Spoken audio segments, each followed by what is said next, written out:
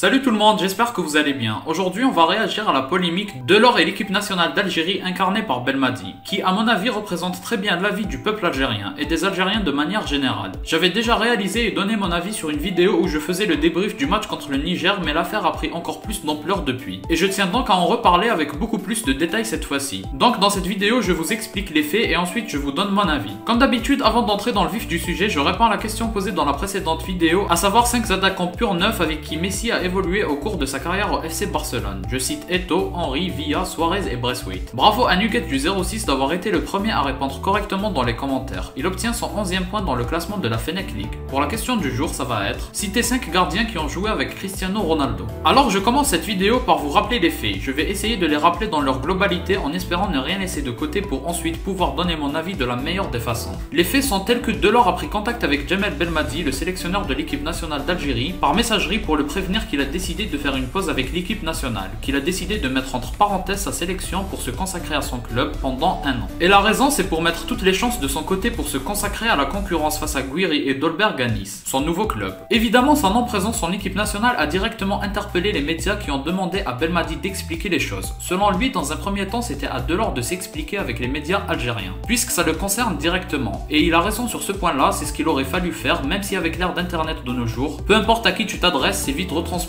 partout dans le monde. Ensuite, il a raconté la discussion qu'il a eue avec Delors, notamment le fait qu'il a prévenu de sa décision par message, estimant qu'on ne fait pas ça comme ça pour ce genre de décision. Il a aussi dit que ce n'était pas le genre de choses qu'il accepte. Il a aussi donné des exemples pour montrer la différence d'état d'esprit entre Delors et d'autres joueurs internationaux qui tiennent énormément à leur pays. Par exemple, le fait que pendant la période du Covid, certains joueurs n'ont pas été autorisés par leur club à rejoindre la sélection. Ce à quoi des joueurs comme Slimani se sont battus contre tout le monde pour aller en sélection. Alors qu'un Delors a juste dit ok, j'y vais pas. La dernière chose importante, c'est à propos du temps de jeu de Delors. Sa décision est forcément influencée grandement par ça. Belmadi a aussi été questionné à ce sujet et il a sorti les stats pour dire que si, il a eu assez de temps de jeu, 4 matchs sur 11. Voilà les faits principaux. Et ensuite, Belmadi est passé sur RMC Sport pour s'expliquer encore plus et donner sa version des faits et son ressenti de manière ferme. Il a clairement dit que c'était une énorme blague de revenir après un an et que les gens avec un tel état d'esprit... Enfin ça, il a sous-entendu, mais en gros, si on lit entre les lignes, les portes sont plutôt fermées à Delors sauf cas particulier. Il n'a pas voulu affirmer qu'il ne reviendra plus jamais, du moins sous l'ère Belmadi, mais il l'a sous-entendu. Après, bien sûr, tout peut arriver, comme avec Benzema en équipe de France, donc c'est intelligent de sa part de ne pas avoir été catégorique. Il faut aussi savoir que Delors a précisé que c'était aussi lié à son temps de jeu en équipe nationale d'Algérie, à son rôle dans cette équipe. De toute façon, selon moi, c'est clair que c'est lié à ça. Donc maintenant, je vais pouvoir donner mon avis sur toute cette histoire, et bien sûr, mon avis n'engage que moi. Chacun a le droit d'avoir son avis sur cette situation. Je me contente de partager le mien et on pourra échanger autour en commentaire. D'ailleurs, pour ceux qui ne seront pas d'accord avec mon avis, et vous risquez d'être nombreux, parlez bien en commentaire pour qu'on échange tranquillement, sinon je vais juste supprimer vos commentaires parce que ça n'avance en rien de mal parler. Mon avis personnel est qu'un joueur a le droit de vouloir s'arrêter, faire une pause avec l'équipe nationale. C'est pas une prison, on doit y aller avec l'envie, avec un fort état d'esprit pour aller loin. Donc pour moi, si quelqu'un perd de la motivation pour une raison ou une autre, je préfère qu'il fasse comme Delors et qu'il le dise plutôt qu'il vienne en sélection avec un faible état d'esprit. Et c'est pour ça que j'estime personnellement que si un ensemble de facteurs ont poussé Delors à privilégier son club plutôt que son pays, c'est son droit et il a été honnête. Par contre, il y a des choses qui n'ont pas été faites de la meilleure des façons de sa part. Premièrement, comme Belmadi l'a dit, il aurait été préférable d'en parler directement à la presse algérienne. Quand on voit l'histoire de Delors en Algérie, on se dit qu'il aurait pu faire cet effort-là. Mais pas uniquement, selon moi, il aurait aussi dû s'expliquer beaucoup plus avec Belmadi plutôt qu'un simple message rapide. Expliquer réellement son état d'esprit et pour ça l'idéal c'est de le faire en appelant le sélectionneur ou en tête à tête. Autre chose que Delors a mal fait, c'est la précision de un an. C'est très maladroit de sa part parce que ça laisse l'interprétation libre. Et forcément quand on est du côté de l'Algérie, on est déçu par cette décision, en plus de son état d'esprit qui n'est pas celui de Slimani par exemple. Et c'est pour ça que la majorité des gens interprètent cette fameuse année en mode je vous souhaite bonne galère pour vous qualifier à la Coupe du Monde et moi je serai là pour la jouer. Personnellement je comprends que ça puisse être interprété comme ça pour enfoncer encore plus la décision de Delors, mais moi je l'interprète différemment. Quand il parle de concurrence en club et qu'il rajoute un an, pour moi il parle en saison, en gros la saison 2021-2022. Il va tout donner pour le club pour se rapprocher le plus possible d'une place de titulaire. Et vu comme ça se comprend. Il ne faut pas oublier aussi qu'il a participé aux qualifications à la prochaine CAN qui se joue en janvier et pourtant il met de côté cette CAN à laquelle il a contribué pour se qualifier. Donc il ne faut pas voir que le négatif dans ce qu'il a fait, c'est toujours plus facile pour appuyer son avis mais il faut voir les choses en globalité. Bref, il aurait dû clairement dire que vu qu'il ne sera pas là quand l'Algérie va galérer pour se qualifier à la Coupe du Monde, je l'espère d'ailleurs, il aurait dû préciser qu'il comprend que le coach ne le reprenne qu'après la Coupe du Monde pour un nouveau cycle tout neuf. Par contre, dans le fond, je comprends la décision de Delors. Il a été là depuis le début de la CAN 2019, il estime clairement que son rôle en sélection n'est pas important. Il a essayé pendant tout ce temps de faire mieux que la concurrence. Il n'a pas réussi, Belmadi, en partant de ce principe-là, sa réflexion était de donner plus de chance à sa situation en club. C'est une décision qui se comprend. Je dis pas que tous les joueurs doivent être comme ça, au contraire. Si lui n'est pas convaincu de cette concurrence, il est cohérent en agissant comme ça. Il laisse sa place à quelqu'un qui sera prêt à s'intégrer à l'équipe et se battre pour sa place. Et je pense que tout le monde pour son équipe nationale préfère des joueurs qui sont à fond dedans. Delors a senti que ce n'était plus le cas pour lui, et il a agi en conséquence. Personnellement, je trouve même que c'est bien. Que peut-on y faire? Les choses sont comme ça, il est troisième de la hiérarchie des joueurs derrière Slimani et Bounedjah. C'est un fait, et si ça ne lui plaît pas qu'on fait, alors il agit. Et c'est ce qu'il a fait. Il ne l'a pas fait de la meilleure des manières, mais j'insiste que dans le fond, ça se comprend. Maintenant, est-ce qu'on peut lui reprocher d'abandonner si vite? Surtout au vu de sa façon de rejoindre l'équipe nationale d'Algérie. Comme Belmadi l'a dit, l'Algérie lui a rendu un grand service, et le fait d'abandonner si vite, de ne pas avoir la force de poursuivre dans cette concurrence, ça peut se sentir comme une trahison même s'il ne se sent pas capable. S'il n'est pas satisfait de ça, il doit faire ce qu'il a fait, c'est-à-dire donner la priorité à autre chose, et si jamais l'Algérie aura besoin de lui un jour quand il sera prêt, et vu qu'il sera dans un bon état d'esprit, pourquoi pas faire son retour? C'est justement avec le point de vue qui dit qu'il faut le bannir à jamais, c'est justement avec ça que je ne suis pas d'accord. Il n'y a pas besoin de le bannir à vie, il a agi comme il se devait d'agir au vu de son état d'esprit. Je préfère ça plutôt qu'un joueur qui n'assume pas qu'il ne se sent pas dans son élément, mais qui vient quand même jouer. Et si un jour il aura cet état d'esprit qui est très important pour Belmadi et pour la majorité des sélectionneurs, là, si l'Algérie en aura besoin, moi je serai pas contre son retour. Voilà donc mon avis sur cette affaire. J'espère avoir fait le tour de tout ce qu'il faut discuter. On peut approfondir en commentaire si vous le voulez. N'hésitez pas à partager votre avis dans le respect et votre réaction par rapport à cette polémique. Si vous avez aimé, laissez un like et abonnez-vous. Moi je vous dis à la prochaine, portez-vous bien.